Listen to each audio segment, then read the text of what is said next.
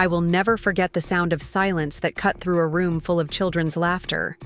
It was the kind of quiet that makes your skin crawl, where even the birthday music seemed to fade into nothing.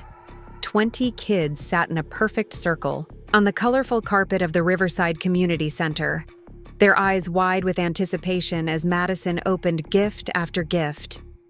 Pink wrapping paper flew everywhere, squeals of delight echoed off the walls, and each present brought another round of applause.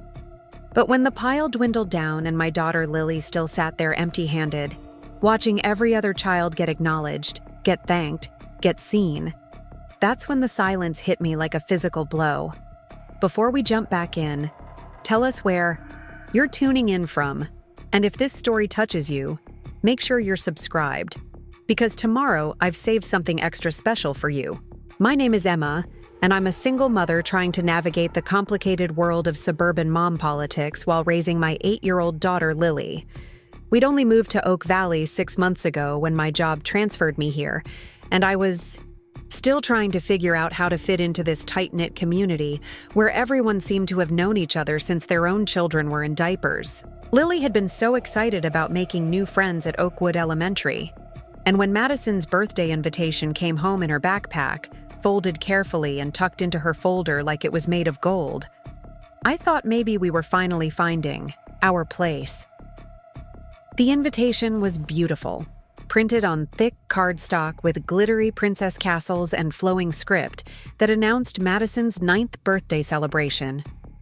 Lily had carried it around the house for 3 days, showing it to me repeatedly, and asking if we could go shopping for the perfect gift. She wanted everything to be just right for her new friend.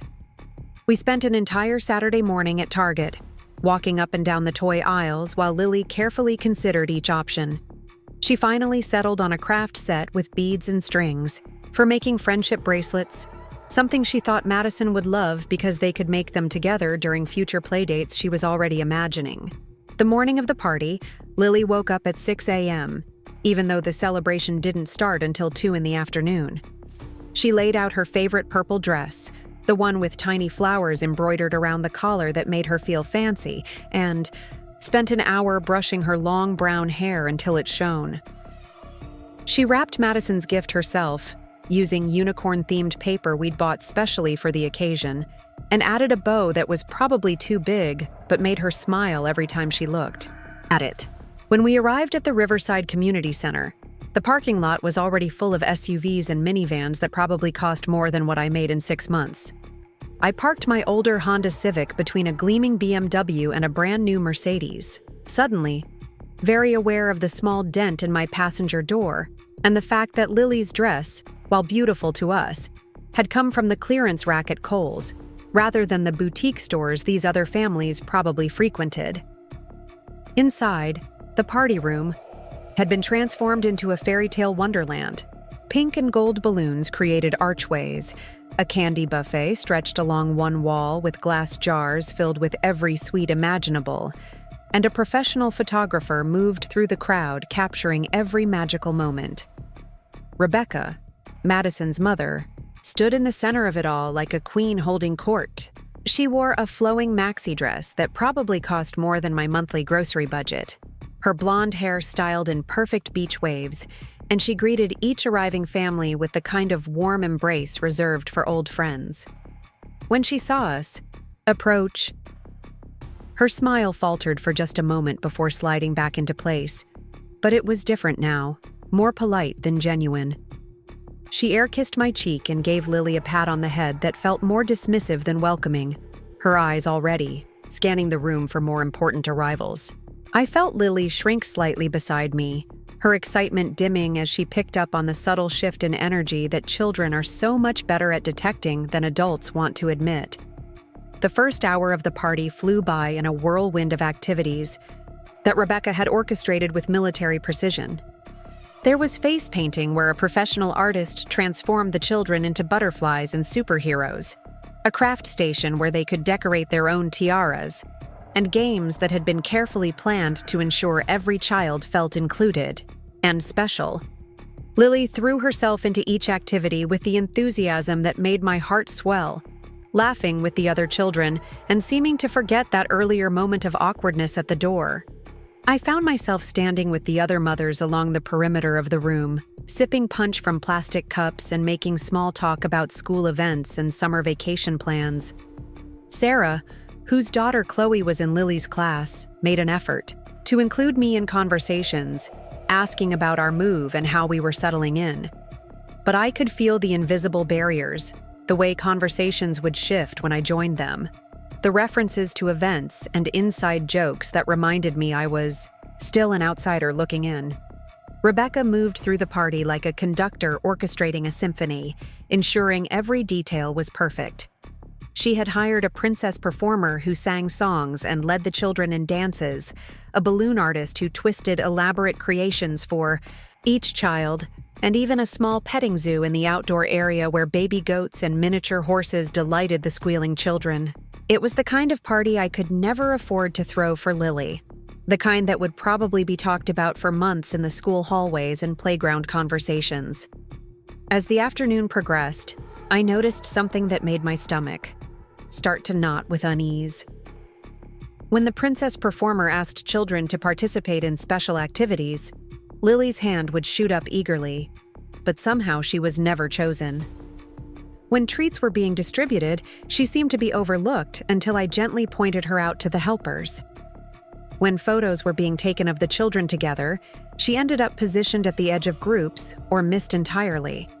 Each incident could have been explained away as an innocent oversight, but together they formed a pattern that made me increasingly uncomfortable. The other children didn't seem to notice, caught up in the magic of the celebration. But I saw how Lily's shoulders began to slump slightly as the afternoon wore on. She kept glancing at me with a confused expression, as if trying to understand why she felt different, why she wasn't quite fitting in the way she had hoped. I wanted to sweep her up and take her home, to protect her from whatever was happening. But she was still smiling, still trying, still believing that she belonged here.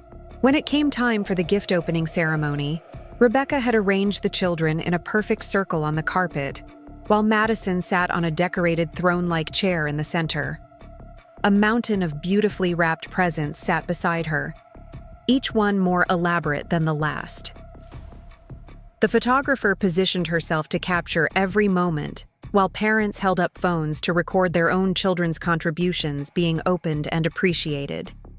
Madison began opening her gifts with theatrical flair, clearly having been coached on how to react appropriately to each present. There were expensive electronic toys, designer clothes, gift cards to trendy stores, and elaborate craft sets that made our Target purchase look humble in comparison. After each gift, Rebecca would make a show of identifying the giver, having Madison thank them personally, and ensuring everyone knew who had contributed what to her daughter's special day. I watched as Madison opened Tyler's gift, a remote-controlled drone that probably cost more than I spent on groceries in a week, and Rebecca gushed about how thoughtful and generous Tyler's family always was. Preparing and narrating this story took us a lot of time, so if you are enjoying it, subscribe to our channel. It means a lot to us. Now back to the story. When she opened Chloe's present, a jewelry-making kit with real gemstones, Rebecca made sure to mention how Sarah always had such excellent taste and how Madison would treasure it forever. Each gift opening became a moment of recognition, a chance for families to be seen and acknowledged as valuable members of this community. Lily sat patiently in the circle, her eyes shining with excitement as she waited for her turn. The gift she had chosen and wrapped so carefully sat in the pile, the unicorn paper slightly wrinkled from her eager handling, but the oversized bow still proudly displayed. She kept glancing at it and then at me, her smile growing wider each time Madison reached for another present, knowing that soon her friendship bracelet kit would be opened and she would be thanked and recognized just like all the other children. But as the pile grew smaller and smaller, and gift after gift was opened and celebrated, Lily's present remained untouched. I began to feel a cold dread creeping up my spine as I realized what was happening. Other parents were starting to shift, uncomfortably, glancing between the dwindling pile and my daughter's expectant face. Sarah caught my eye from across the circle and gave me a look that was part confusion and part concern. When Madison reached for what appeared to be the last gift in the pile, Lily's face lit up with anticipation. This had to be it. Her moment. To be recognized and included.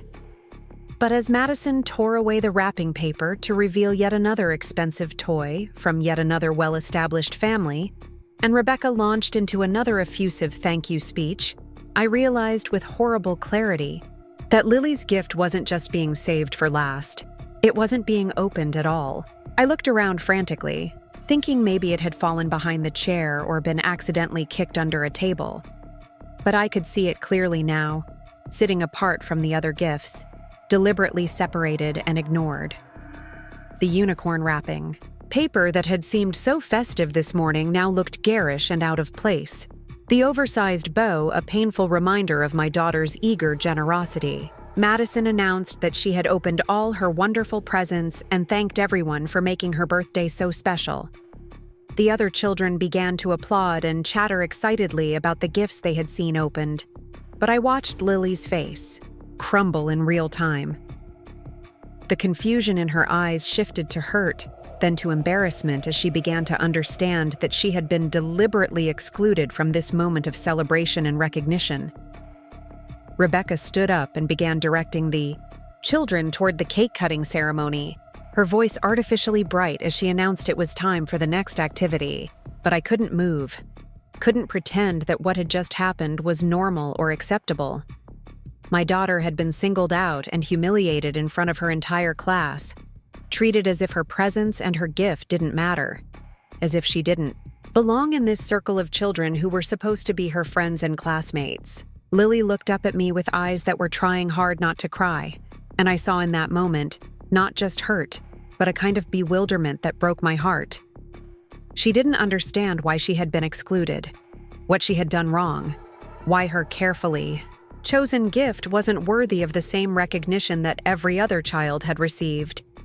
She was 8 years old, new to this community, and trying so hard to fit in, only to be told in the cruelest possible way that she simply didn't belong. I knelt down beside her as the other children moved toward the cake table, their excited voices creating a bubble of noise around us. She leaned into me and whispered, "Mommy, did I do something wrong? Why didn't Madison open my present?" Her voice was small and confused, and I could feel her trembling slightly against my shoulder. Before I could answer, before I could find words to explain something that had no reasonable explanation, Lily straightened up and did something that caught everyone off guard. She stood up, walked over to where her gift sat abandoned, and picked it up with both hands.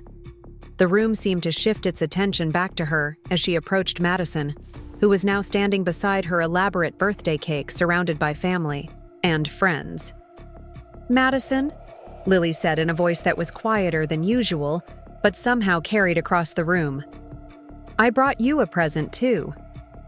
The words hung in the air like a challenge, simple and innocent but somehow powerful enough to make every adult in the room freeze in place. Rebecca's face went pale, and I could see other parents exchanging glances that ranged from uncomfortable to outright shocked. What happened next would change everything, not just for that afternoon, but for how our family was seen and treated in that community from that day forward. Because sometimes, when a child speaks truth with the kind of pure honesty that adults have forgotten how to access, it has the power to expose everything that's wrong with the world we've created for them. And sometimes, just sometimes, it forces us to be better than we thought we were capable of being. Madison turned around when she heard her name, her princess tiara slightly askew from all the excitement of the afternoon. She was still glowing from the attention of opening so many elaborate gifts, her cheeks flushed pink with happiness and sugar from the candy buffet. When she saw Lily standing there holding the unicorn-wrapped package, her expression shifted from joy to something more complicated, a mixture of surprise and what looked almost like guilt. The entire room had gone quiet, except for the soft background music that Rebecca had carefully curated for the party atmosphere. Parents stopped their conversations mid-sentence, plastic punch cups frozen halfway to their lips as they watched this unexpected moment unfold.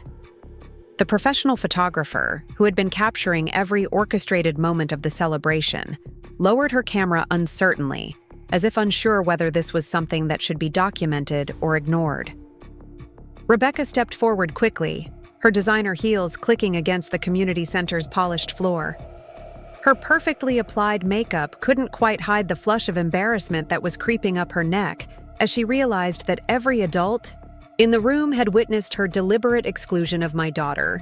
She reached for the gift with manicured hands, her voice taking on that artificially sweet tone that women use when they're trying to smooth over an awkward situation.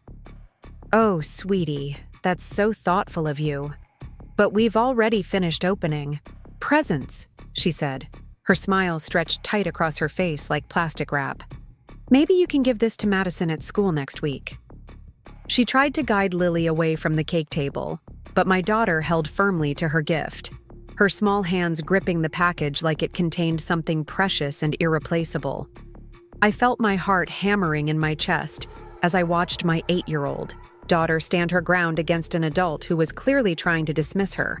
Lily looked up at Rebecca with those clear, honest eyes that children have before the world teaches them to be anything other than direct, and said in a voice that carried more dignity than many adults possess, "But it's her birthday today.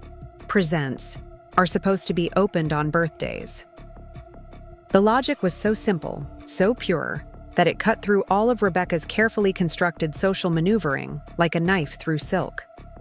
Several parents shifted uncomfortably, and I saw Sarah shake, her head slightly, her expression showing exactly what she thought of this situation. Jessica, another mother I'd met briefly during school pickup, was staring at Rebecca with unconcealed disapproval, her arms crossed over her chest in a way that suggested she was reconsidering her opinion of someone she'd known for years. Madison, caught between her mother's obvious discomfort and a classmate who was trying to give her a gift, looked genuinely confused.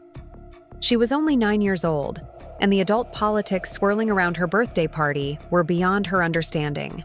All she knew was that Lily, a girl from her class who had always been kind to her, was trying to give her something special, and the grown-ups were making it weird and uncomfortable. "Mom," Madison said, tugging on Rebecca's flowing dress. "Why? Can't I open Lily's present too? She came to my party." The innocence in her voice made the situation even more pointed, highlighting exactly how cruel and unnecessary this exclusion had been. Children don't naturally exclude others. They have to be taught that behavior, and Madison clearly hadn't learned that lesson yet. Rebecca's face went through a series of micro-expressions, each one more telling than the last. First came surprise that her daughter was questioning her authority in front of all these witnesses. Then came a flash of genuine anger that her carefully orchestrated event was being disrupted by what she clearly saw as an insignificant family. But finally, as she looked around the room at the faces of her peers, I saw something that looked almost like panic as she realized how this situation appeared to everyone watching. The silence stretched on for what felt like hours, but was probably only seconds. I could hear the faint sounds of traffic outside, the hum of the air conditioning, and my own heartbeat thundering in my ears. Part of me wanted to step in, to rescue my daughter from this uncomfortable situation and quietly leave the party with whatever dignity we could salvage. But something about the way Lily was standing there, so small but so determined, made me hold back and let her handle this moment herself. Tyler, one of the more outspoken children in the class, chose that moment to pipe up from where he was standing near the cake. "Yeah, why didn't Madison open Lily's present? That's not fair."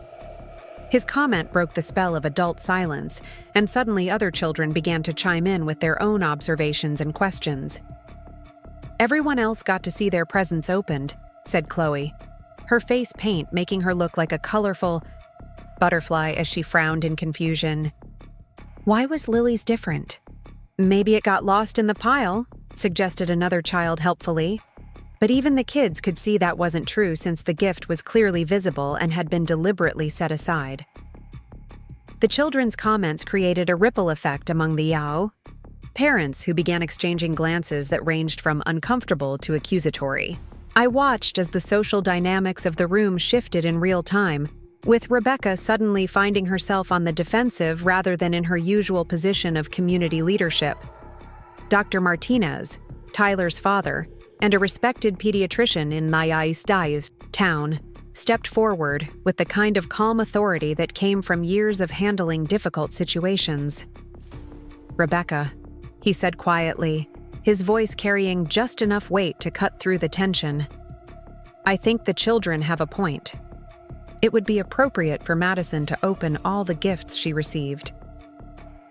His words weren't loud or dramatic, but they carried the weight of someone whose opinion mattered in this community. Other parents began to nod in agreement, and I could see Rebecca calculating the social cost of continuing to refuse versus the personal cost of backing down from her position. Sarah moved closer to where I was standing, offering me a supportive smile that helped steady my nerves. "Emma," she said quietly, just loud enough for others to hear, "that's a beautiful gift wrap job. Lily has excellent taste." Her comment was clearly intended to show her support and to remind everyone that my daughter was part of this community, whether Rebecca acknowledged it or not. The professional photographer, perhaps sensing that this was becoming a significant moment, raised her camera again and began capturing the scene. I wasn't sure whether that was helpful or harmful, but it certainly added to the pressure Rebecca was feeling to handle the situation gracefully. Madison, oblivious to the adult politics swirling around her, reached out toward Lily's gift with the natural curiosity of a child who simply wanted to see what was inside the pretty package. "Can I open it now, Mom? Please?" Her request was simple and innocent, but it carried the weight of finality. Everyone in the room was now waiting to see how Rebecca would respond to her own daughter's reasonable request. Rebecca's mouth opened and closed several times, as if she were trying to find words that would somehow salvage her position without completely undermining her authority. But there really was no graceful way out of the corner she had painted herself into. With every second that passed, her deliberate exclusion of my daughter became more obvious and more indefensible. I watched as she looked around the room, taking in the faces of people she had known for years, people whose respect and approval she clearly valued. I could see her realizing that her treatment of Lily was being judged not just by me, the newcomer she had dismissed, but by the entire community she had worked so hard to lead and impress. Finally, with the stiff reluctance of someone who had been backed into a corner, Rebecca stepped aside and gestured toward the gift with a wave that was meant to look casual, but came across as deeply uncomfortable. "Of course, sweetheart," she said to Madison, her voice pitched slightly too high. "Go ahead and open Lily's present." But the damage had already been done. Everyone in that room had witnessed her initial refusal, had seen her willing to exclude and humiliate a child for reasons that had nothing to do with the child herself and everything to do with whatever personal issues she had with our family's place in the community hierarchy. Lily's face lit up with relief and excitement as she handed her carefully wrapped gift to Madison.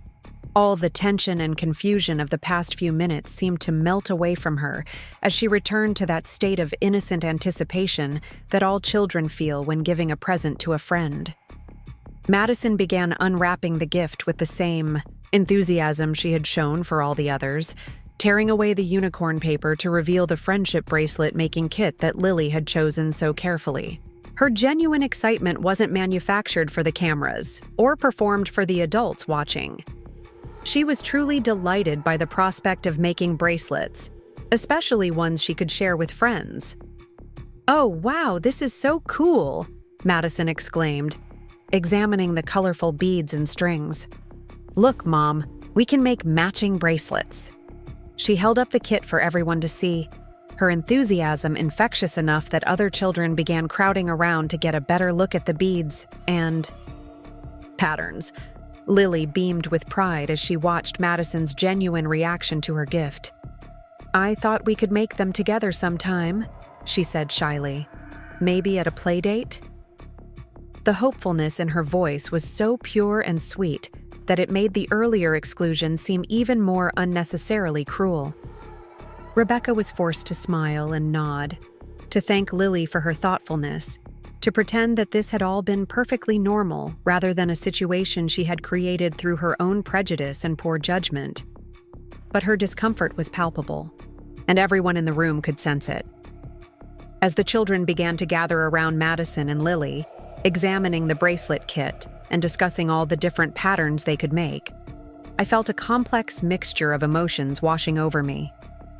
Relief that my daughter's kindness had been acknowledged, pride in how she had handled such a difficult situation, but also a deep sadness that she had been put in that position in the first place. The party continued, but the atmosphere had shifted permanently. Parents who had barely acknowledged my presence earlier began making an effort to include me in conversations. Children who had seemed to overlook Lily suddenly wanted to be part of whatever she was doing. The cake was cut and served. The remaining activities proceeded as planned, but everyone seemed hyper-aware of the dynamics that had been exposed. Dr. Martinez approached me as we stood watching our children play together near the craft station. "I want to apologize for what happened earlier," he said quietly. "That was completely inappropriate, and it doesn't represent the values of our community." His words meant more than he probably realized, coming from someone whose opinion clearly carried weight among the other parents. Other parents began approaching throughout the remainder of the party, each offering their own subtle show of support. Some commented on how well-behaved Lily was, others mentioned activities at school that she might enjoy, and a few even extended invitations for play dates. It was as if Rebecca's cruel exclusion had backfired, creating sympathy and support for us rather than the isolation she had apparently intended. But perhaps the most telling moment came when it was time to leave. As families began gathering their children and collecting party favors, Madison ran up to Lily with 2 friendship bracelets already started on her wrists. "Look," she said excitedly, "I already started making us matching ones. Can you come over this week so we can finish them together?" Lily's face absolutely glowed with happiness as she admired the colorful beads Madison had already strung. "Yes, I'd love to," she replied, and the pure joy in her voice made my heart swell with pride and relief. Despite everything that had happened, despite the cruelty she had experienced, my daughter's capacity for friendship and forgiveness remained intact.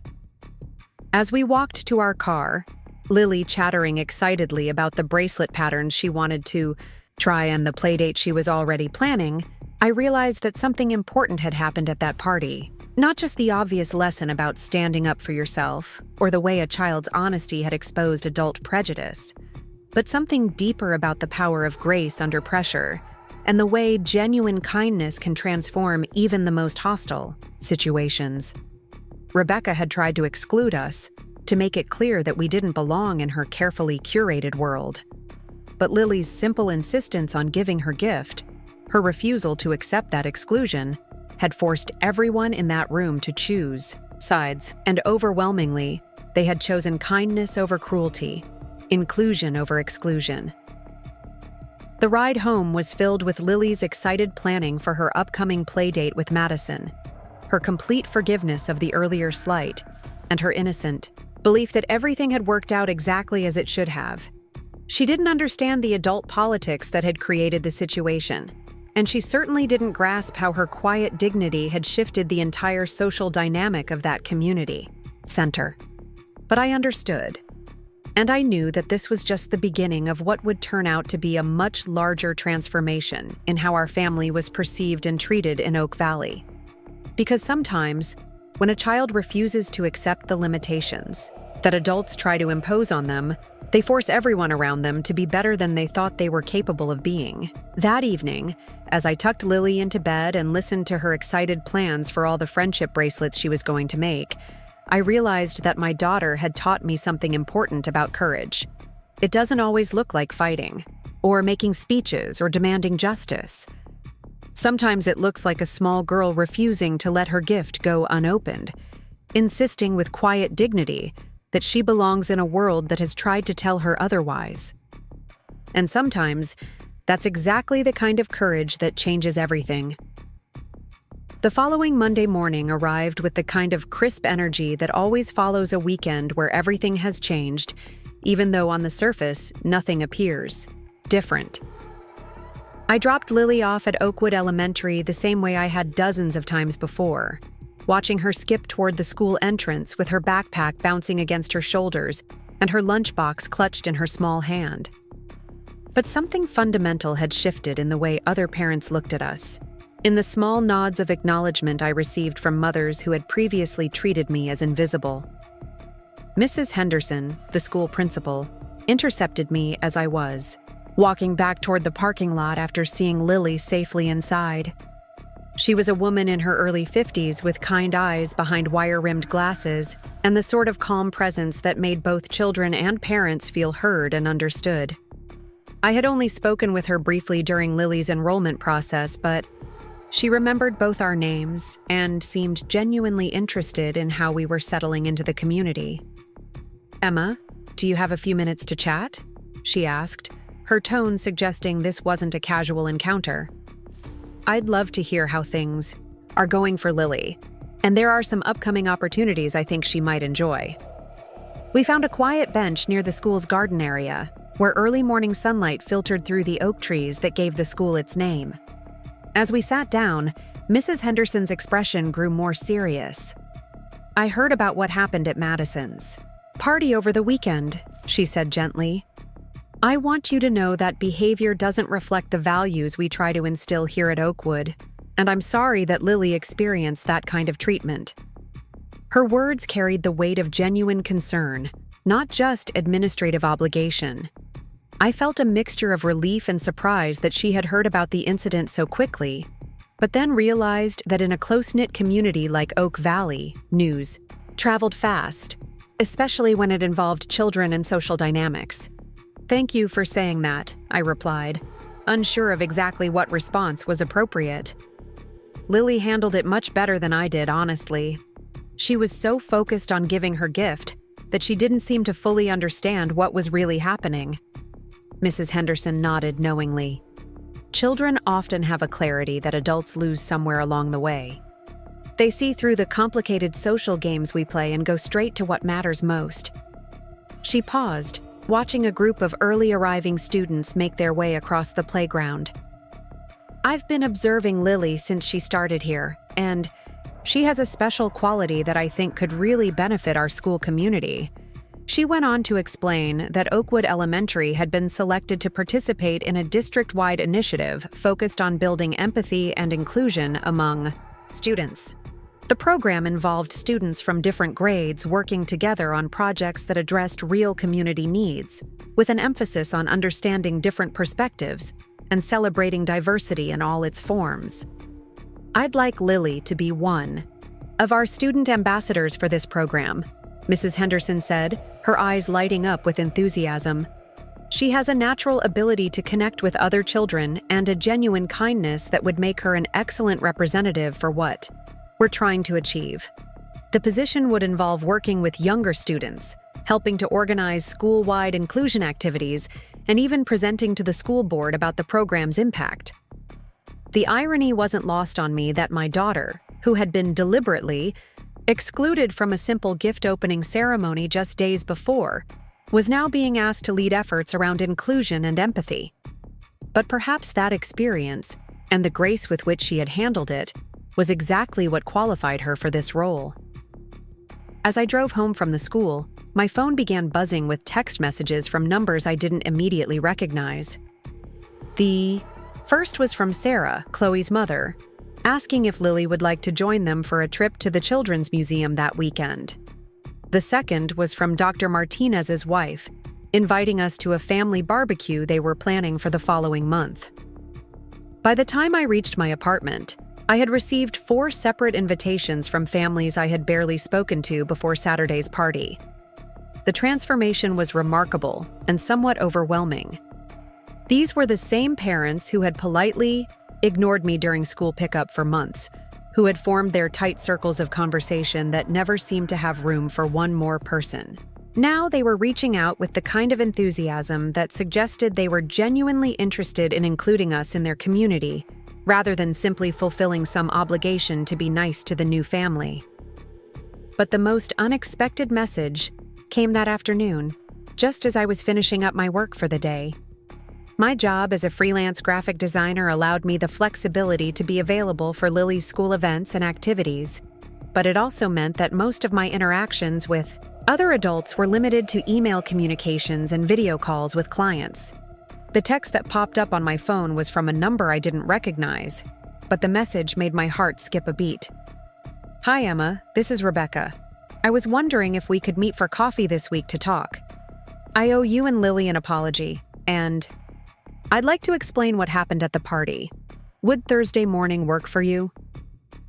The message was formal and careful, lacking the warm casualness that characterized most mom-to-mom communications.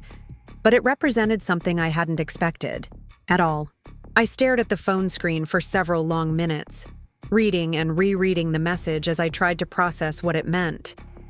Rebecca had built her entire social identity around being the perfect mother who threw the perfect parties for her perfect daughter, someone who had never had to admit fault or show vulnerability in front of her carefully cultivated peer group.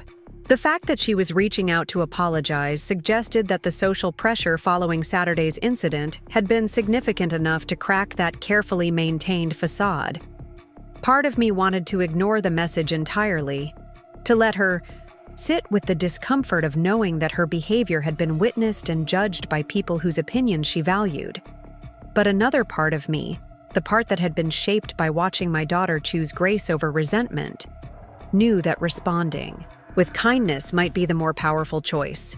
I agreed to meet her at Riverside Cafe, a small coffee shop downtown that was neutral territory, neither too close to the school where we might be overheard by other parents, nor so formal as to make the conversation feel like a business meeting. When Thursday morning arrived, I found myself standing outside the cafe 15 minutes early, nervous in a way that reminded me of first day of school jitters. Rebecca was already there when I walked in, sitting at a corner table with 2 cups of coffee already ordered, her usually perfect appearance slightly disheveled in a way that suggested she was as uncomfortable with this meeting as I was. She stood when she saw me, offering a tentative smile that looked nothing like the confident socialite persona she typically projected. "Thank you for coming," she said as we sat down, her hands wrapped around her coffee cup like she needed something to hold on to. "I've been thinking about Saturday nonstop, and I realized that my behavior was completely inexcusable." Her voice was quieter than I had ever heard it, lacking the commanding tone she usually used when organizing school events or directing party activities. She went on to explain that she had been dealing with some personal issues that had nothing to do with Lily or our family, but had colored her perception of new people joining their established social circle. Her marriage had been going through a difficult period. Her own mother had been making critical comments about her parenting choices, and she had been feeling increasingly defensive about maintaining her position as one of the leading figures in the school's parent community. "None of that excuses what I did," she said, looking directly at me for the first time since I had sat down. "Excluding Lily was cruel and petty, and using a child's birthday party to work out my own insecurities was completely inappropriate." The admission seemed to cost her something, as if acknowledging her flaws out loud was a skill she had never developed. She described the aftermath of the party from her perspective, how several longtime friends had expressed their disappointment in her behavior, how Madison had asked repeatedly why she had tried to prevent Lily's gift from being opened, and how her husband had been mortified when he learned what had happened. The social consequences had been swift and decisive, with her usual position of community leadership suddenly feeling much more precarious. "Dr. Martinez called me Sunday night," she continued, her voice growing even quieter. "He said that kind of exclusionary behavior was exactly what the district's new inclusion initiative was designed to address, and that maybe I needed to examine my own biases before I could be trusted to help plan school events."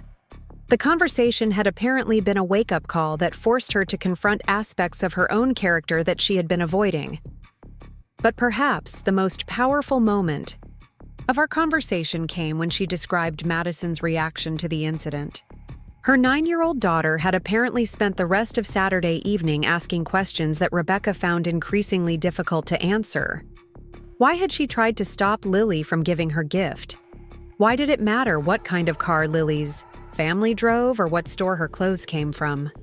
Why couldn't everyone just be kind to each other? She said something that really got to me, Rebecca admitted, tears starting to gather in her eyes.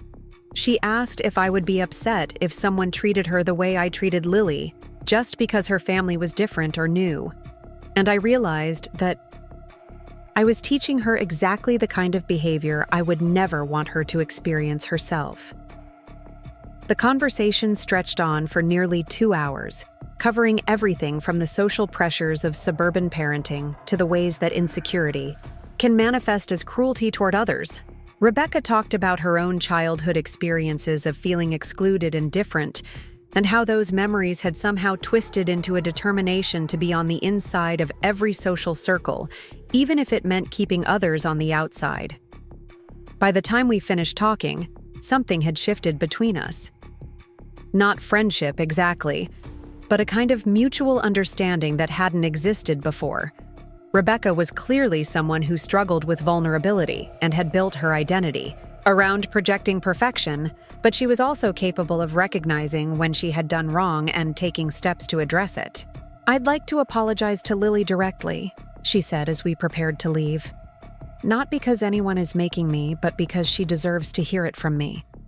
And I'd like Madison and Lily to have that play date they planned, if you're comfortable with that."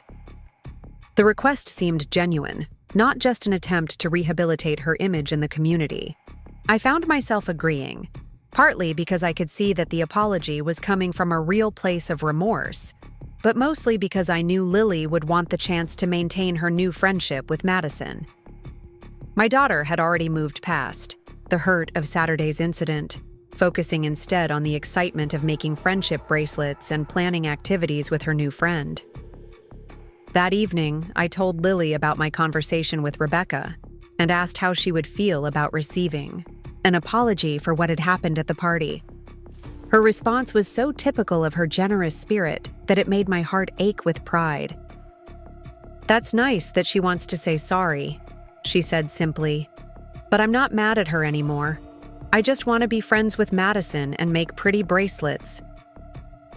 The apology took place the following Saturday at the park near our apartment complex, a casual setting that felt less formal than either of our homes. Rebecca brought Madison, along with the friendship bracelet kit that Lily had given her, and the two girls immediately settled onto a picnic blanket to work on their matching bracelets, while Rebecca and I watched from a nearby bench. When Rebecca knelt down to speak with Lily, her voice was gentle and sincere in a way I had never heard before. "Lily, I want to apologize for how I behaved at Madison's party," she said. "The way I treated you was wrong, and you didn't deserve that. You were being kind and generous, and I should have appreciated that instead of making you feel bad." Lily looked up from the bracelet she was weaving, her expression thoughtful, but not upset. "It's okay," she said with the easy forgiveness that comes naturally to children who haven't yet learned to hold grudges. "Sometimes grown-ups make mistakes too. My mom says that's how we learn to be better." The simplicity of her response seemed to affect Rebecca more deeply than any elaborate acceptance speech could have. I watched as this woman who had built her identity around social perfection realized that true grace often comes from the most unexpected sources, that a child's capacity for forgiveness could teach her something about the kind of person she wanted to be. As the girls worked on their bracelets, chattering excitedly about patterns and colors, Rebecca and I found ourselves having a very different kind of conversation than we had shared at the coffee shop. She asked about my work as a graphic designer, my experiences as a single mother, and my hopes for Lily's future in Oak Valley. For the first time, she seemed genuinely interested in getting to know us as people, rather than viewing us as threats to her social standing. By the time we parted that afternoon, with promises of future playdates and invitations to upcoming school events, I realized that something unexpected had grown out of what had initially been a painful experience. Not just an apology or even a friendship, but a deeper understanding of how quickly social dynamics can shift when people choose honesty over performance, vulnerability over perfection. The incident at Madison's party had exposed something ugly about the way our community sometimes operated, the way insecurity and social climbing could manifest as cruelty toward others. But it had also revealed the potential for growth and change, when people were willing to examine their own behavior and make different choices moving forward. Most importantly, it had shown me that my daughter possessed a kind of quiet strength that could transform even the most hostile situations, not through confrontation or anger, but through an unwavering belief that everyone deserves kindness and inclusion. That was a lesson I was still learning from her, and one that would continue to shape both of our experiences in Oak Valley for years to come. 3 months later, I stood in the same Riverside Community Center where Madison's birthday party had taken place, but this time the atmosphere couldn't have been more different. The room was decorated with rainbow streamers and handmade banners that read, "Celebrating Our Differences," in colorful letters painted by students from every grade level at Oakwood Elementary. Tables were arranged in small clusters rather than the formal rows that had characterized Rebecca's carefully orchestrated event, and children moved freely between activities that had been designed to encourage interaction across age groups and social circles. This was the culmination of the inclusion initiative that Mrs. Henderson had invited Lily to help lead, a school-wide celebration that showcased all the ways the students had been learning about empathy, acceptance, and community building over the past several months. But more than that, it represented a fundamental shift in how our school community approached differences, moving away from the subtle hierarchies and exclusions that had once seemed normal toward something more genuinely welcoming. Lily stood at the front of the room beside Mrs. Henderson, wearing a simple blue dress that we had chosen together for this special occasion, her hair pulled back with a headband that Madison had made for her using beads from their friendship bracelet kit. She was holding a poster board covered with photos and drawings that documented all the inclusion activities the students had participated in throughout the semester, from buddy reading programs that paired older and younger children to cultural, sharing events where families taught the class about their traditions and backgrounds. I watched from my seat near the back of the room as my daughter prepared to address the crowd of parents, teachers, and school board members who had gathered to see the results of the program. The same people who had witnessed her quiet dignity at Madison's party were now here to listen to her insights about building a more inclusive community, and the transformation in how they viewed her was remarkable to observe. Dr. Martinez sat in the front row with his wife and Tyler, giving Lily an encouraging thumbs up as she adjusted the microphone to her height. Sarah and Chloe were there too, along with Jessica's family and several other parents who had made particular efforts to include us in their activities over the past few months. But perhaps most significantly, Rebecca sat near the middle of the room with Madison, both of them beaming with pride as they waited to hear what Lily had to say. The journey to this moment had been anything but straightforward. While Rebecca's apology had been genuine and her efforts to make amends had been consistent, rebuilding trust and establishing new social dynamics within our community had required ongoing work from everyone involved. There had been awkward moments and difficult conversations, times when old patterns of behavior threatened to resurface, and occasions when I had to actively choose grace over resentment. But there had also been beautiful moments of connection and growth that none of us could have anticipated. Madison and Lily's friendship had blossomed into something truly special, with the two girls spending countless hours together, creating increasingly elaborate friendship bracelets and teaching other children their techniques. Their easy camaraderie had helped bridge divides between different social groups within their class, showing other students that genuine friendships could form across the artificial boundaries that adults sometimes created. Rebecca had thrown herself into the inclusion initiative with the same intensity she had once devoted to creating perfect parties and maintaining her social status. But instead of using her organizational skills to exclude or impress, she had channeled them toward creating opportunities for all families to feel welcomed and valued. She had coordinated cultural potluck dinners where every family contributed something meaningful from their heritage, organized volunteer opportunities that matched people's skills with community needs, and helped establish mentoring relationships between established families and newcomers to Oak Valley.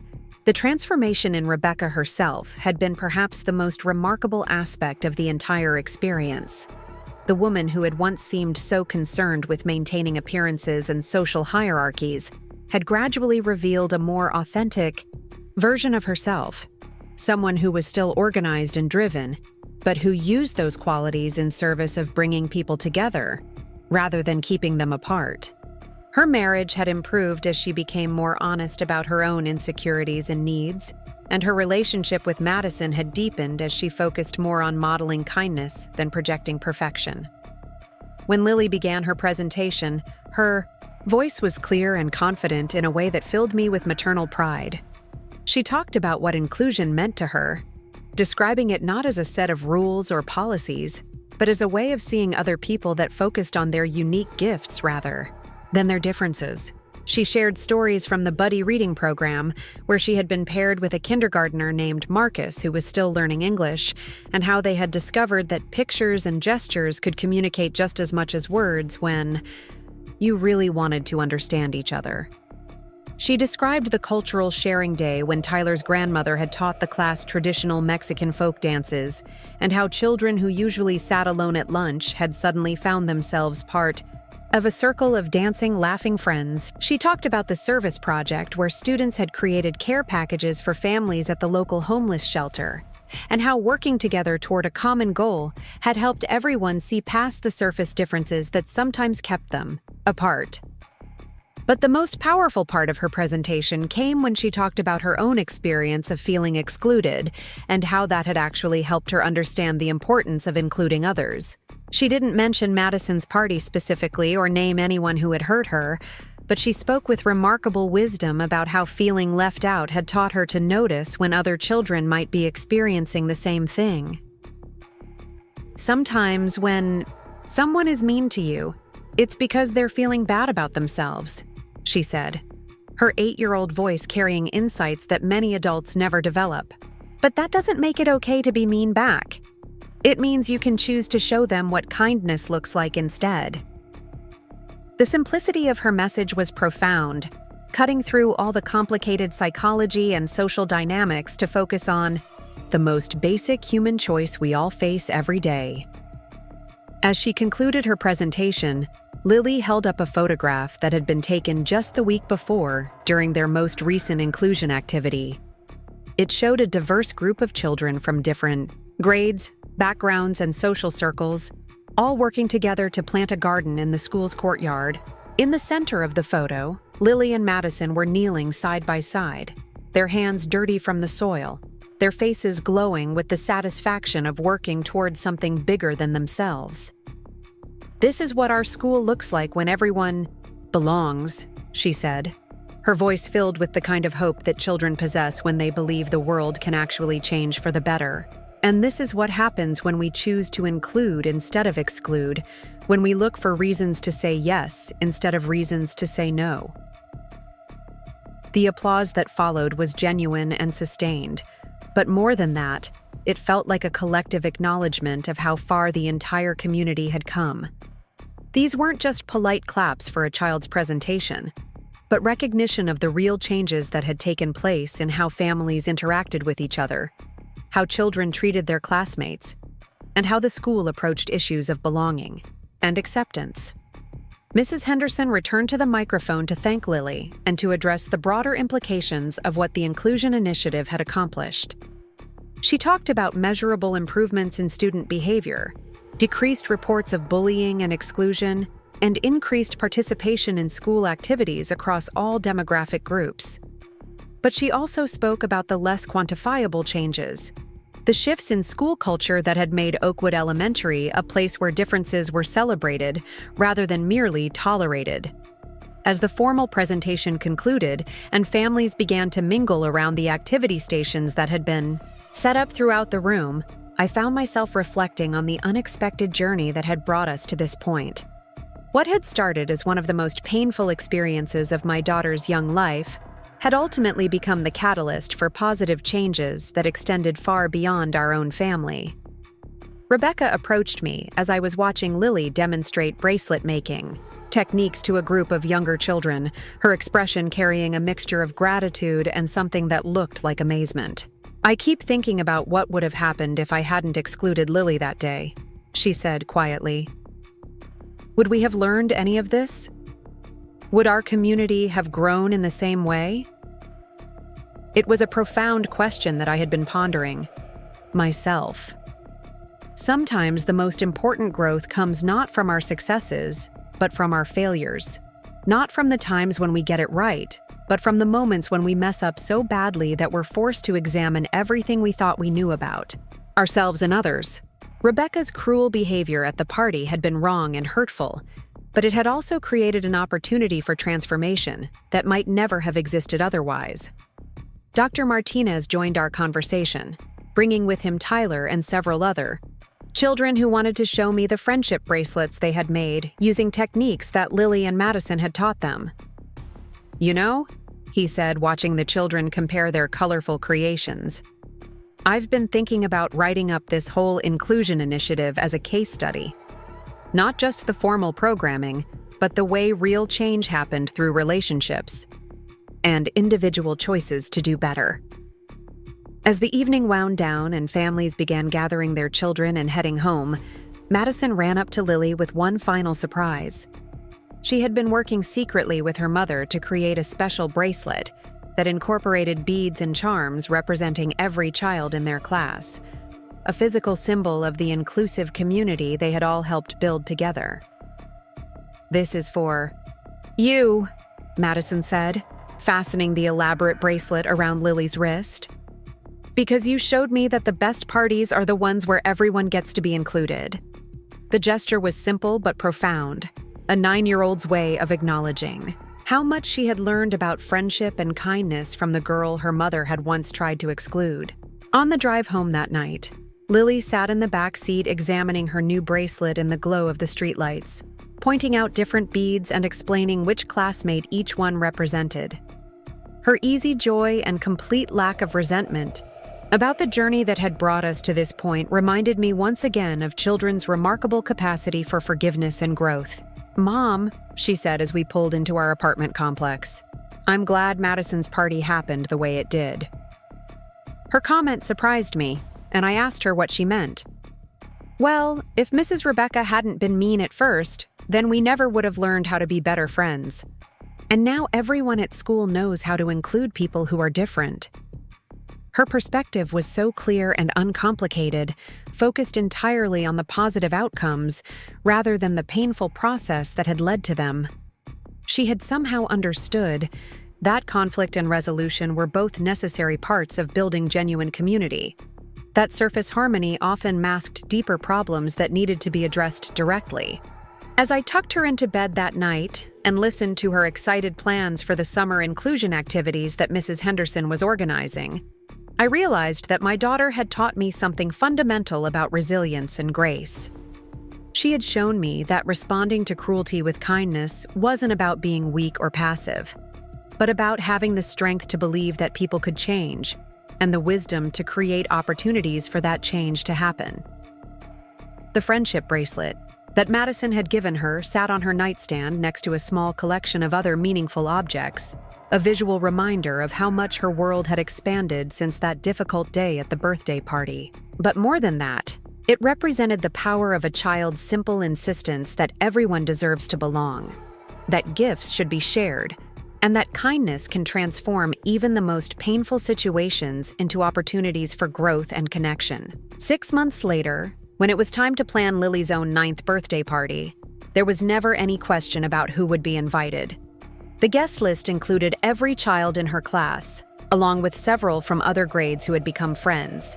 Through the inclusion activities, Rebecca offered to help coordinate the event, bringing all her organizational skills to bear on creating a celebration that would be memorable for all the right reasons. The party was held at the same community center where Madison's celebration had taken place, but the atmosphere was completely different. Instead of formal gift-opening ceremonies and carefully orchestrated activities, children moved freely between stations where they could make art, play games, or simply sit and talk with friends. The decorations were handmade by Lily and her friends, incorporating elements from all the different cultures represented in their class. When it came time for gift opening, Lily insisted on a format that ensured every child felt included and appreciated. Rather than sitting in a circle watching one person receive presents, the children worked together to create a gift-sharing circle where everyone who wanted to could talk about something special they had brought or made for the birthday girl. Some brought traditional wrapped presents, others shared drawings or poems, and a few simply offered wishes for the coming year. Rebecca watched from the sidelines as her daughter participated enthusiastically in this new model of celebration, clearly more relaxed and genuinely happy than she had been at her own meticulously planned party months earlier. "This is what a real party looks like," she said to me quietly, and I could hear in her voice the recognition of how much she had learned about what truly mattered in building community and friendship. As the celebration concluded, and families began to leave, I found myself surrounded by parents who had become genuine friends rather than mere acquaintances.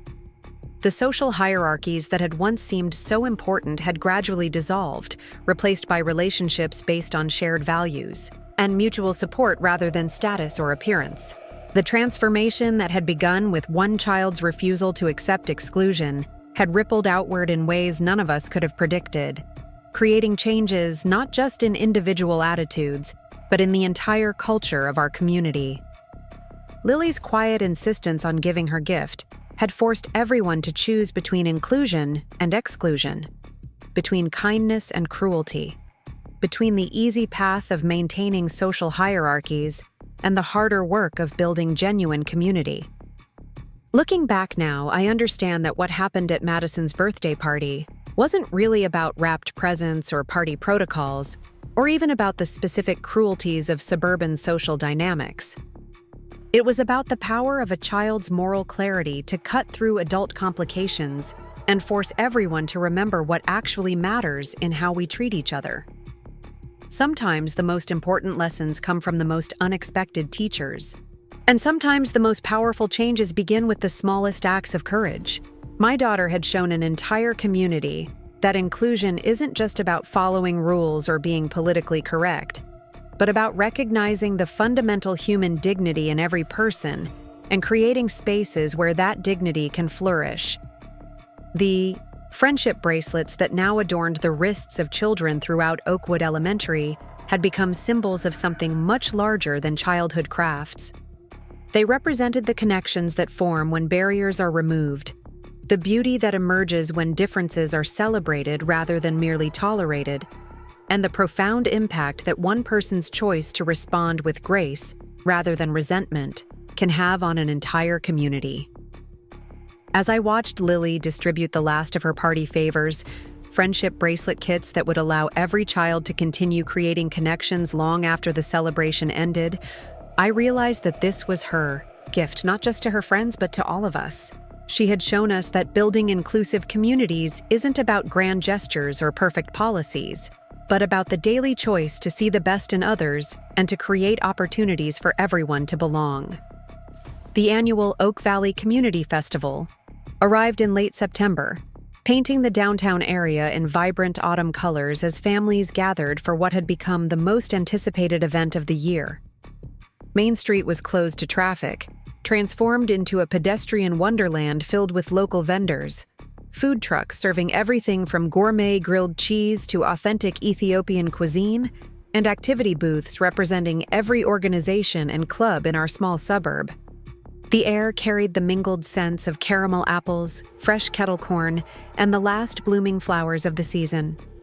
This year marked something special for our family and for the entire Oakwood Elementary community. Lily had been chosen as one of 3 student representatives to speak at the festival's opening ceremony about the school's inclusion initiative and its impact on the broader community. At 9 years old, she would be addressing an audience of nearly 1,000 people, sharing insights that had grown from a painful birthday party experience into a philosophy that was reshaping how our entire town thought about belonging and acceptance. I stood near the makeshift stage that had been constructed in front of the old courthouse, watching volunteers make final adjustments to the sound system, while early arrivals began claiming spots on the lawn with their folding chairs and picnic blankets. The nervousness I felt was entirely on Lily's behalf, though she seemed remarkably calm as she reviewed her notes one final time, her friendship bracelet collection now covering both wrists in a rainbow of colors that told the story of every meaningful connection she had made over the past year. Rebecca approached carrying a thermos of hot chocolate and wearing a volunteer coordinator badge that reflected her new role as head of the festival's inclusion committee. The transformation in her appearance was subtle but significant. Her clothing, more casual and approachable than the designer outfits she had once favored, her demeanor relaxed in a way that suggested she was finally comfortable with herself, rather than constantly performing for others. "How are you feeling about this?" she asked, settling onto the blanket I had spread near the stage. "I remember my first time speaking publicly. I was so nervous I forgot my own name during the introduction." Her laugh was genuine and self-deprecating, so different from the carefully controlled image she had once maintained that it sometimes still surprised me. Over the past year, Rebecca and I had developed what could only be described as an unlikely friendship, built on a foundation of mutual respect and shared commitment to creating better opportunities for all the children in our community. She had become one of the most effective advocates for inclusion initiatives, using her natural leadership abilities and deep community connections to champion changes that might have taken years to implement without her involvement. The crowds continued to gather as the afternoon progressed, and I began recognizing faces from throughout Lily's extended network of friendships and activities. Mrs. Henderson arrived with several other teachers and school board members, followed by Dr. Martinez's family and what seemed like half of Lily's current and former classmates. Sarah waved from across the lawn where she was setting up with Chloe and a group of families who had become regular participants in the monthly inclusion activities that had grown out of the original school initiative. But perhaps the most meaningful arrival was Marcus, the kindergartner who had been Lily's first buddy reading partner, now in second grade, and walking confidently beside his parents who had immigrated from Somalia just 2 years earlier. His family had become deeply involved in the community through connections made during school inclusion events, with his father now serving on the town council, and his mother leading a cultural exchange program that brought together families from Oak Valley's increasingly diverse population. When Marcus saw Lily near the stage, his face lit up with the kind of pure joy that transcends language barriers and age differences. He ran toward her with arms outstretched, calling her name, in accented English that had grown stronger and more confident through their ongoing friendship. Their reunion was enthusiastic and heartwarming, drawing smiles from everyone nearby who remembered the shy, uncertain child he had been when they first met. "Lily, teacher," he exclaimed, using the title he had given her during their early reading sessions. "I bring you something."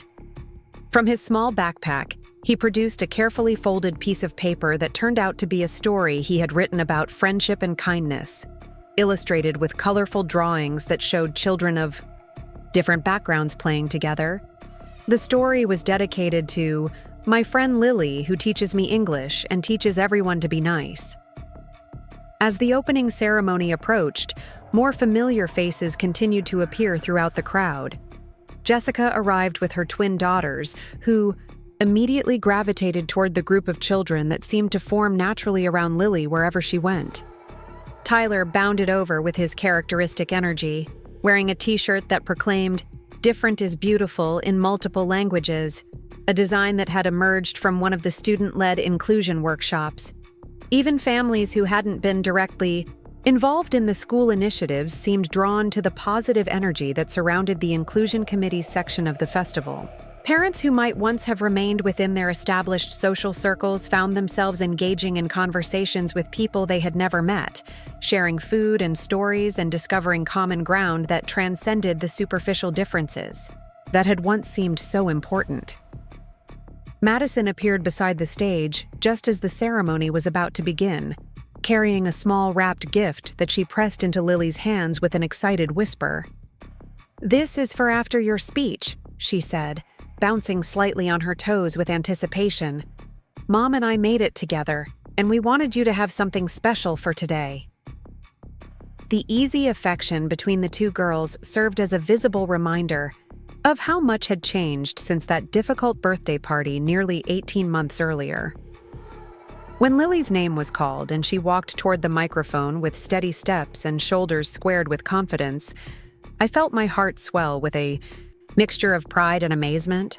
This was the same child who had once sat quietly in a circle while her gift was deliberately ignored, who had faced exclusion and cruelty with grace beyond her years, who had somehow transformed a moment of pain into an opportunity for community-wide growth and healing. Her speech began with a simple question that immediately captured the audience's attention. "What does it feel like when someone notices you for the first time?" she asked, her clear voice carrying easily across the gathered crowd. "Not just sees you, but really notices who you are and what makes you special." The question hung in the air for a moment, allowing everyone to consider their own experiences of feeling seen and valued. She went on to describe the inclusion initiative not as a school program or policy change, but as a way of paying attention to each other that had created ripple effects throughout the entire community. She talked about Marcus and how their reading partnership had taught her that friendship could grow even when people spoke different languages, about Tyler's grandmother whose folk dancing lessons had shown everyone that tradition and innovation could blend beautifully together, about Madison's evolution from birthday party hostess to inclusion advocate. But the most powerful portion of her speech came when she addressed the adults in the audience directly, speaking with a wisdom that seemed far beyond her 9 years. "Sometimes grown-ups think kids don't notice when people are being left out," she said, her voice carrying a gentle authority that commanded complete attention. "But we do notice, and it makes us sad when we see someone sitting alone or being treated like they don't matter. When adults choose to include everyone, it teaches us that everyone is valuable and worth knowing."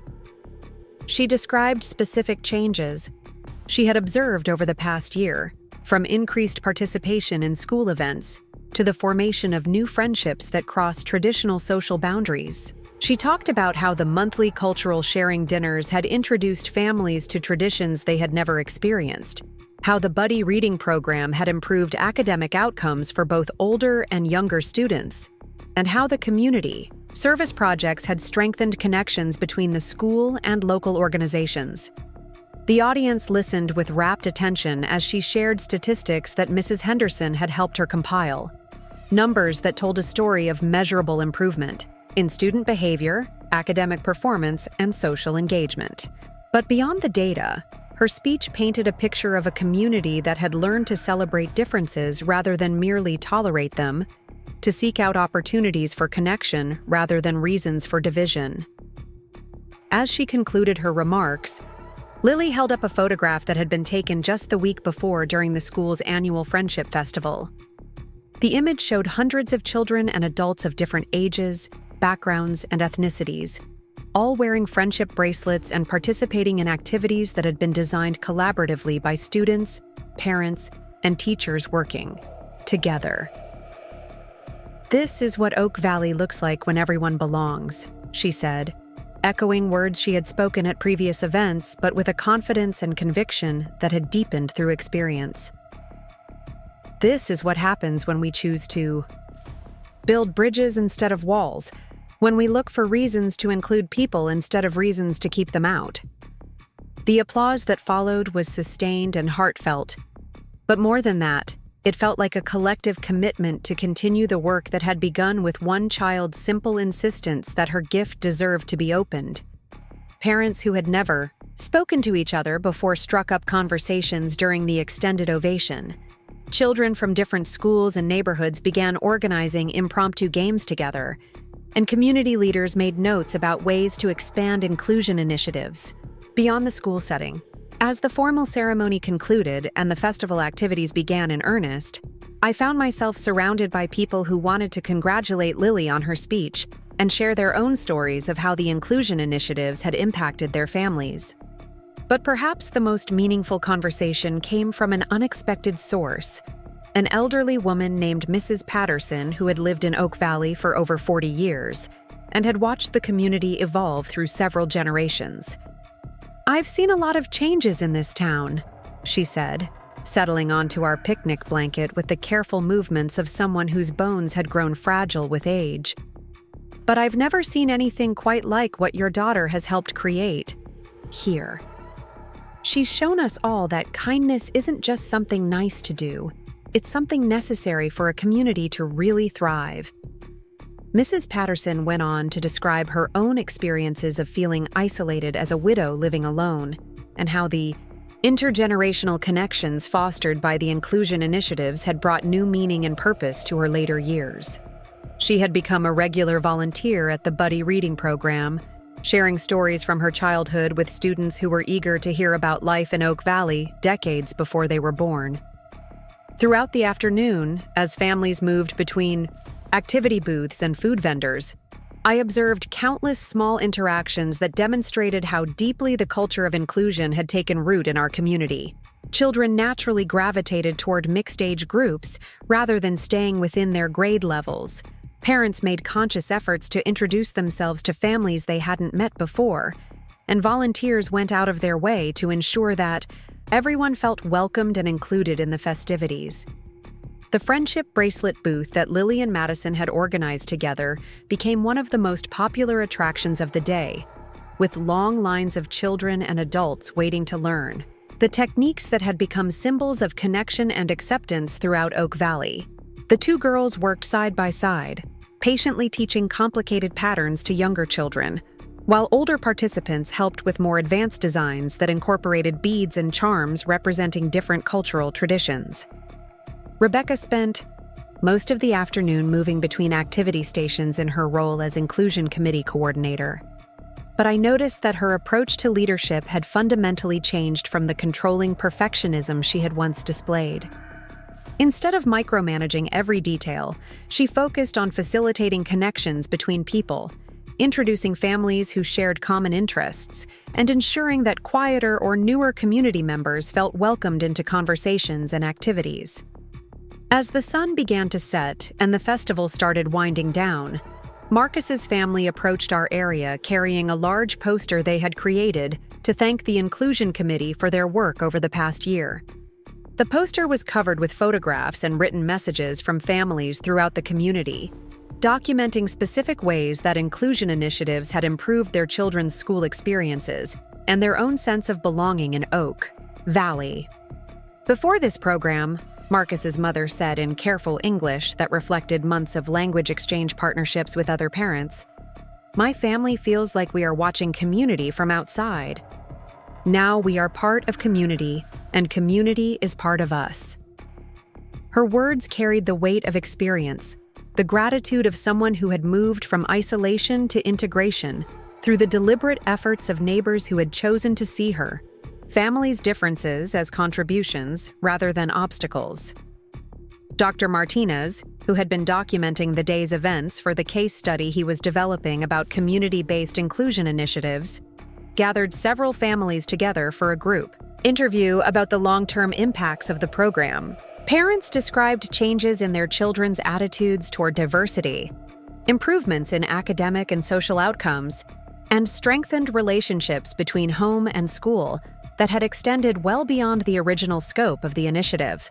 But perhaps the most significant testimonial came from Madison, who had grown from a 9-year-old focused primarily on her own birthday celebration into a 10-year-old advocate for ensuring that everyone felt included and valued. Lily taught me that the best parties are the ones where everyone gets invited, she said, unconsciously echoing words she had spoken months earlier, but with a deeper understanding of their implications. And the best communities are the ones where everyone gets to belong.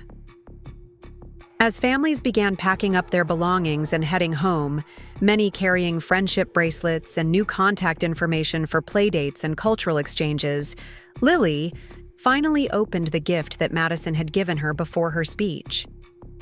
Inside the small box was a charm bracelet with tiny symbols representing every major inclusion activity they had participated in together, from the first buddy reading session to the community festival. But the most meaningful charm was a small heart inscribed with words that captured the essence of everything that had grown from that difficult birthday party experience. Different together, stronger apart, friends forever. The message reflected not just the personal friendship between two girls, but the philosophy that had transformed an entire community's approach to diversity and belonging. The drive home was quiet, with Lily examining her new bracelet in the fading light while processing all the conversations and connections she had made throughout the day. "Mom," she said as we turned into our apartment complex, "I think we really belong here now."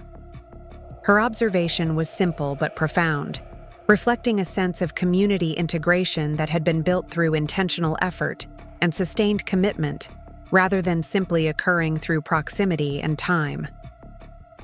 That night, as I tucked her into bed surrounded by the growing collection of friendship bracelets, cultural artifacts, and photographs that documented her expanding network of relationships, I reflected on the unexpected journey that had brought us to this point. What had begun as one of the most painful experiences of her childhood had become the foundation for personal growth, community transformation, and a model for inclusion that was attracting attention from educators and community leaders throughout the region. 6 months later, when Oak Valley was selected to host a statewide conference on community-based inclusion initiatives, Lily was invited to be one of the keynote speakers, sharing her story with an audience of educators, policymakers, and community organizers from across the state. Her presentation had evolved from the simple observations of a child who had experienced exclusion into a sophisticated understanding of how individual choices could create systemic change. The conference brought visitors from dozens of communities who were struggling with issues of division, exclusion, and social fragmentation, all seeking insights that might help them build more cohesive and welcoming environments for their own residents. Lily's message remained consistent throughout all her presentations. Change begins with small acts of inclusion, grows through sustained commitment to seeing the best in others, and flourishes when entire communities choose connection over separation. But perhaps the most meaningful recognition came not from external accolades or speaking opportunities, but from the daily reality of living in a community where inclusion had become so deeply embedded in the culture that it no longer required constant effort or attention. Children naturally formed diverse friendships. Parents routinely reached out to newcomers and isolated families, and community events were designed from the beginning to ensure broad participation, rather than serving only established social groups. The friendship bracelets that had started as a simple craft project between two girls had become symbols of a community-wide commitment to celebrating differences and creating space for everyone to belong.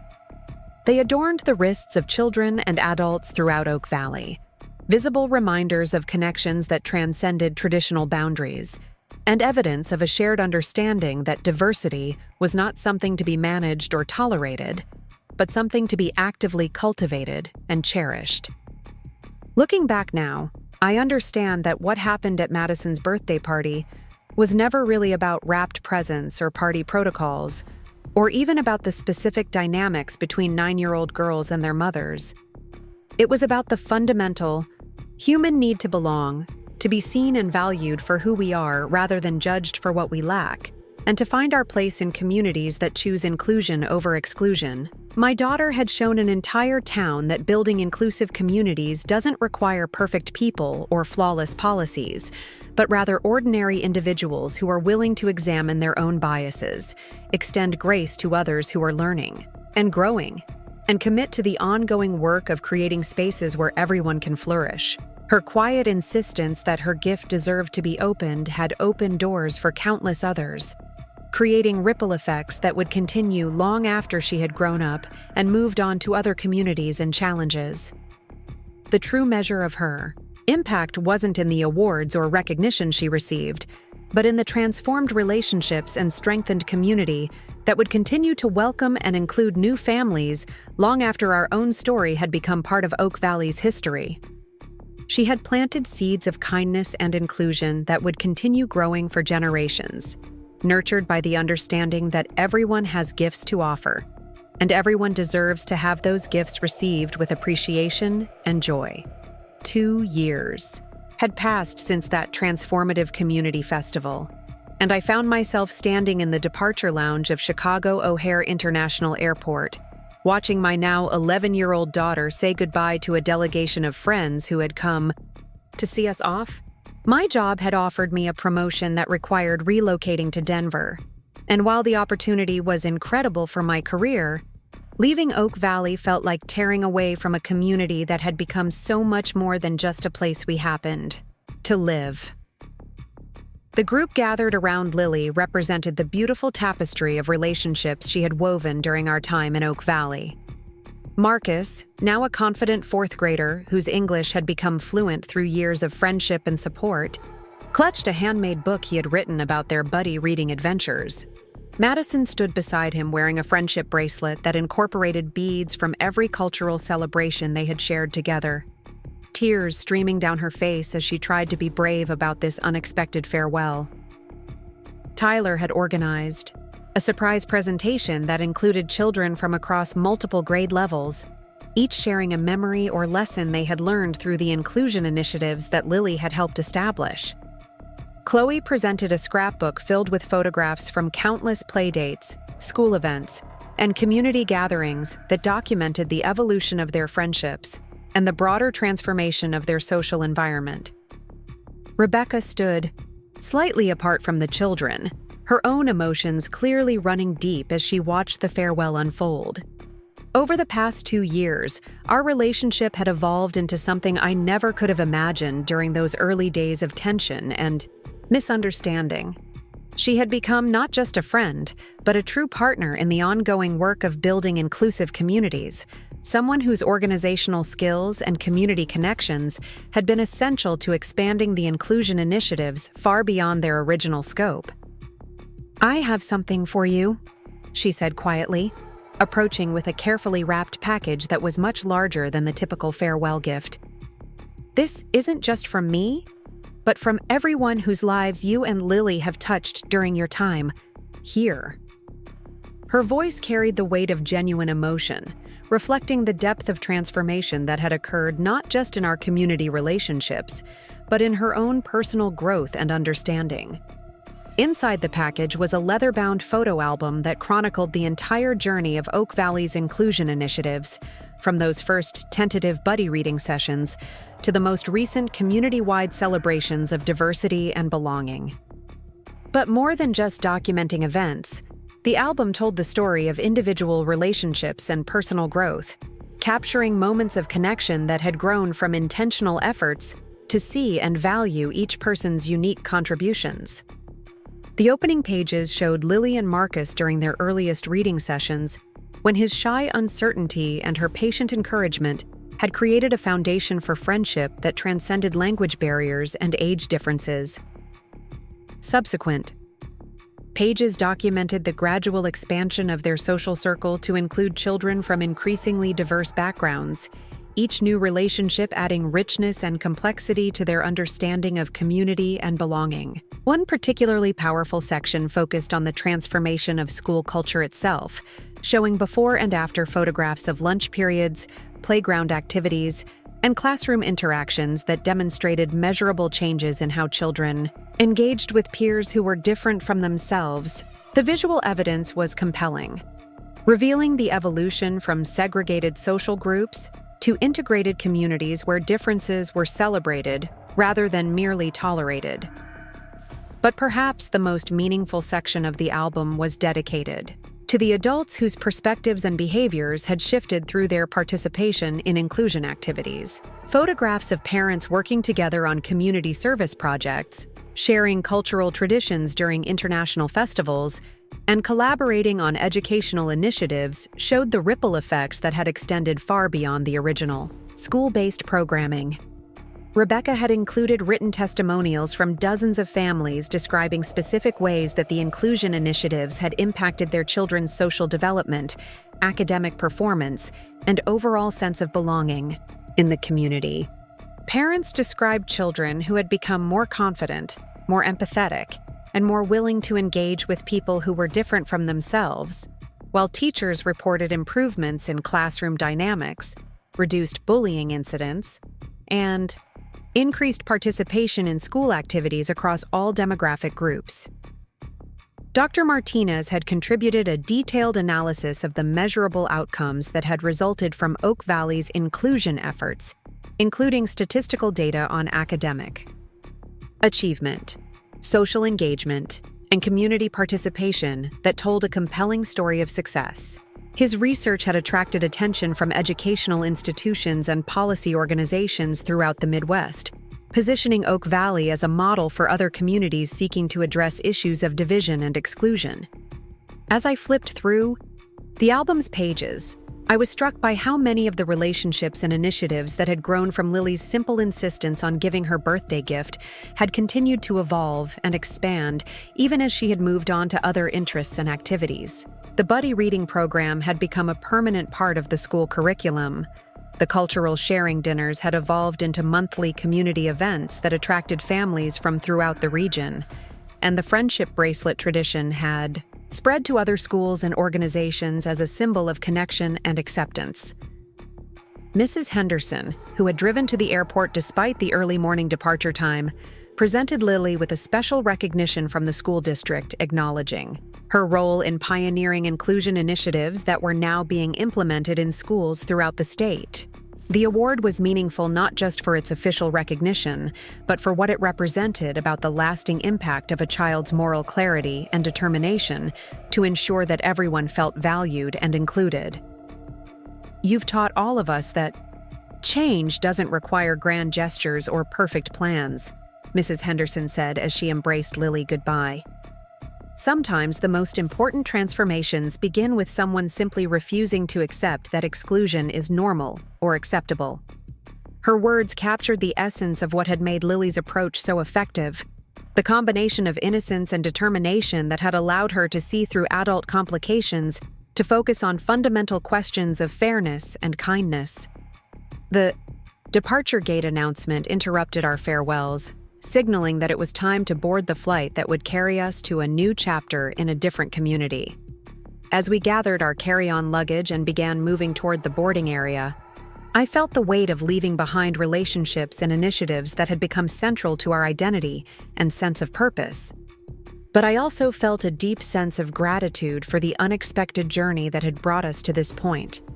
The way that a painful birthday party experience had ultimately become the catalyst for personal growth, community transformation, and a model for inclusion that was inspiring similar efforts in communities far beyond Oak Valley. Lily had not only survived exclusion and cruelty, but had somehow transformed those experiences into opportunities for healing and connection that had benefited countless other families.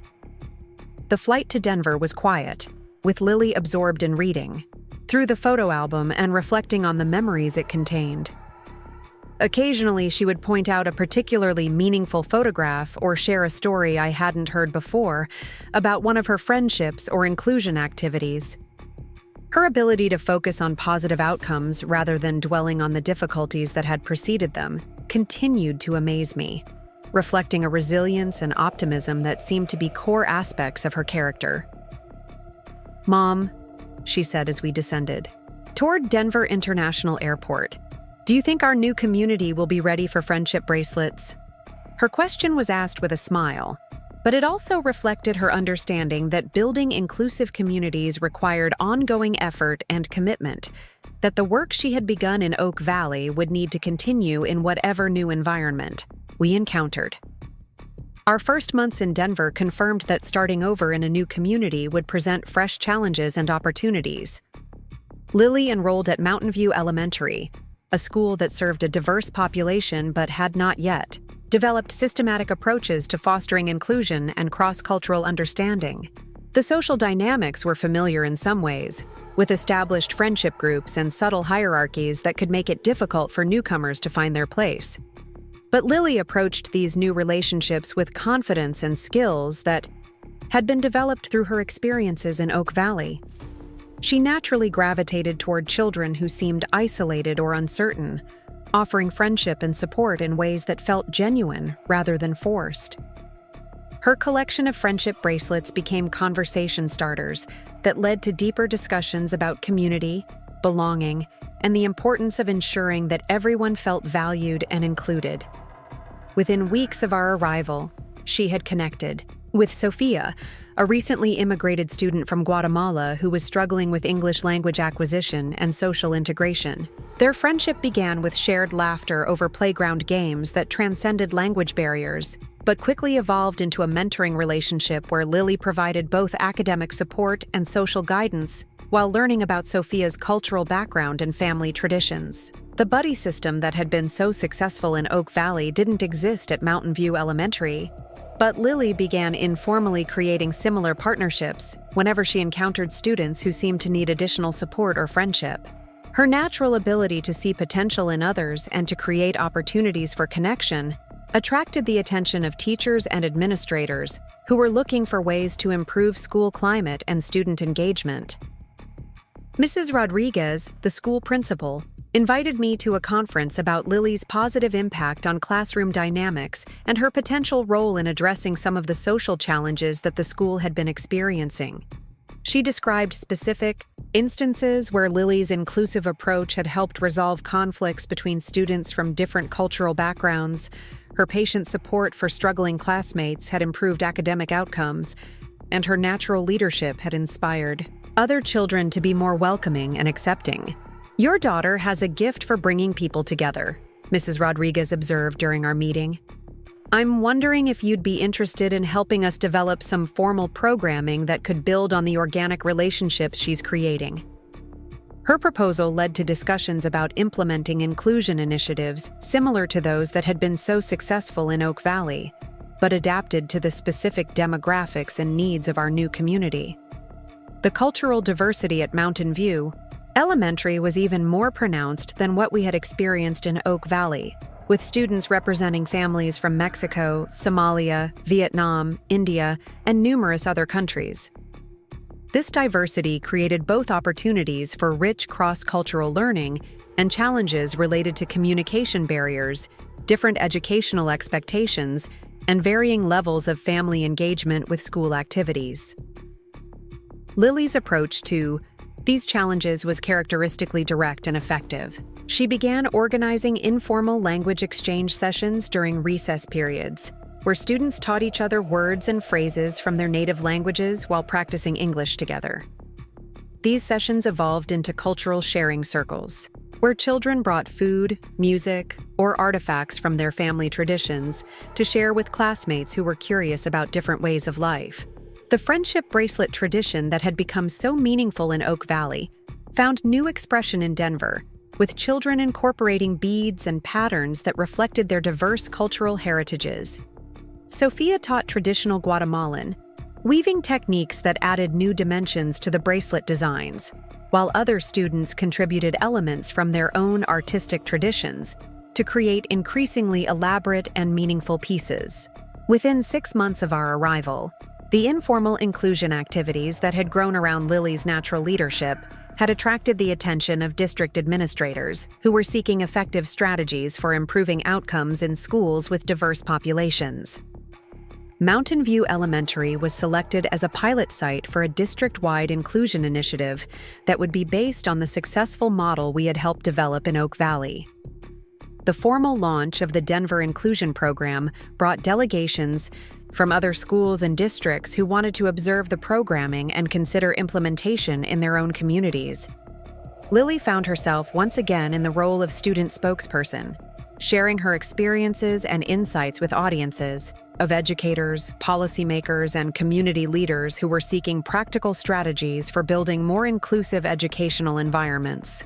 Her presentations had evolved significantly from those early speeches in Oak Valley, reflecting deeper understanding of systemic issues and more sophisticated analysis of the factors that contributed to successful inclusion efforts.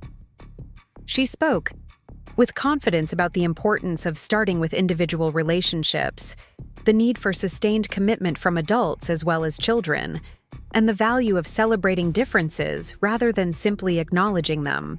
But perhaps the most powerful aspect of her advocacy was her continued emphasis on the fundamental simplicity of inclusion, the idea that creating welcoming communities required nothing more complicated than choosing to see the best in others and making space for everyone to contribute their unique gifts.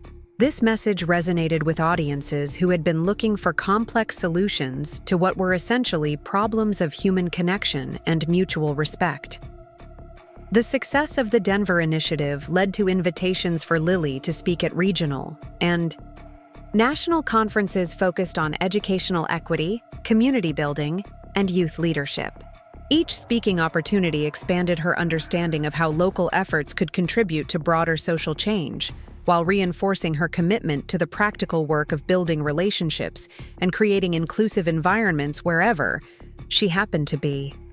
At 12 years old, she had become something of an expert on inclusion and community building, but she wore this expertise lightly, always emphasizing that the most important insights came from simply paying attention to how others were feeling and responding with kindness when someone seemed left out or undervalued.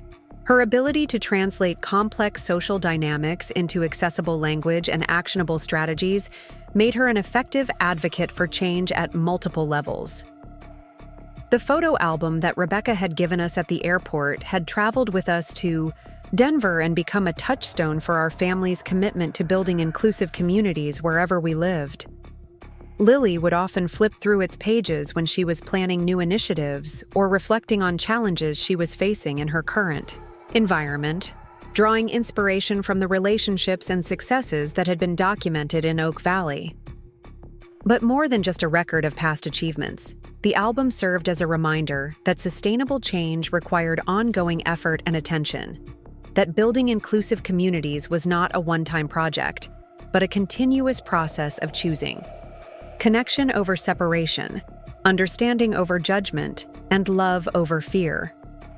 Each new community we encountered would present different challenges and opportunities, but the fundamental principles would remain the same. As Lily entered middle school in Denver, the social dynamics became more complex and the challenges of inclusion more nuanced.